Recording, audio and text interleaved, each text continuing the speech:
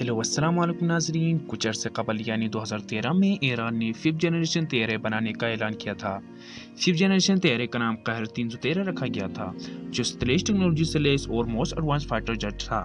Iran के कहर 313 को लेकर 2013 में कुछ लोगों की जानिब से पेशन गोई की गई थी कि सलाहियत में तैयारा अमेरिका के F-35 के हम पल्ला रहेगा।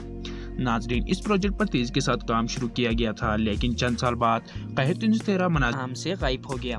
नाजरीन मोहतरम, आखिर क्या वजह थी कि ईरान ने अपने अजीम 5th जनरेशन प्रोजेक्ट तैयारों को दुनिया से छुपाए रखा?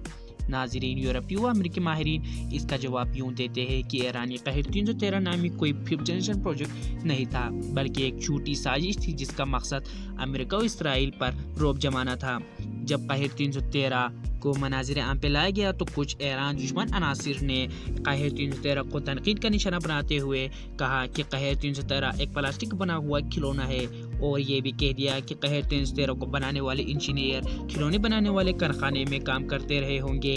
इसके साथ साथ कुछ माहिरीन ने यह भी बता दिया कि ईरान के कहर 313 में तो रेडार सेक्शन का जगह ही मौजूद नहीं है, इसलिए अमेरिका और इसराइल ने ईरान के इस तैयारी को सीरियस नहीं लिया।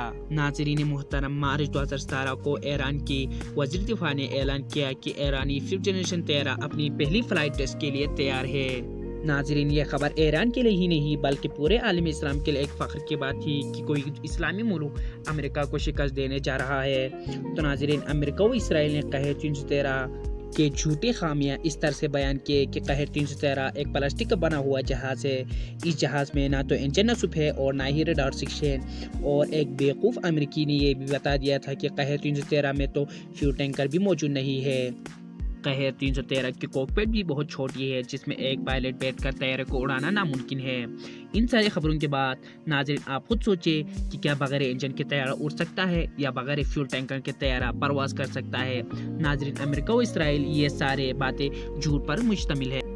नाजरीन, क्योंकि अमेरिका को डर है कि कहर 313 अमेरिका के F-35 की जगह ना ले ले।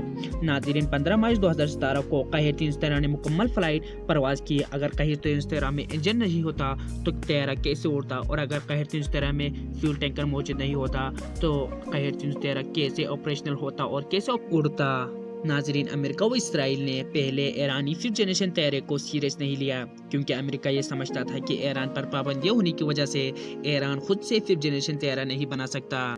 लेकिन अमेरिका के ख्यालात सारे के सारे गलत साबित हुए, और 15 मार्च 2017 को ईरान ने दुनिया का सबसे जदीद और 5th जनरेशन तैयारा कहर 313 ने मुकम्मल फिजाई परवाज की। अमेरिका और इसराइल असल में ईरान के इस तैयारे यानी कहर 313 के कहर से डरता है, क्योंकि कहर 313 में दुनिया का सबसे जदीद और मोस्ट एडवांस रेडार नसूब है, जो बड़े आसानी के साथ 180 किलोमीटर से दूर 5th जनरेशन तैयारे को डिटेक्ट करता है। यानी अगर ईरानी कहर 313 के इर्द गिर्द 180 किलोमीटर दूर अमेरिका का F-22 रैप्टर और F-35 तैयारा मौजूद होगा तो ईरान का कहर 313 आसानी के साथ उसे डिटेक्ट करेगा, और 450 किलोमीटर दूर से 4th जनरेशन और 3rd जनरेशन के तैयारों को डिटेक्ट करने की सलाहियत रखता है।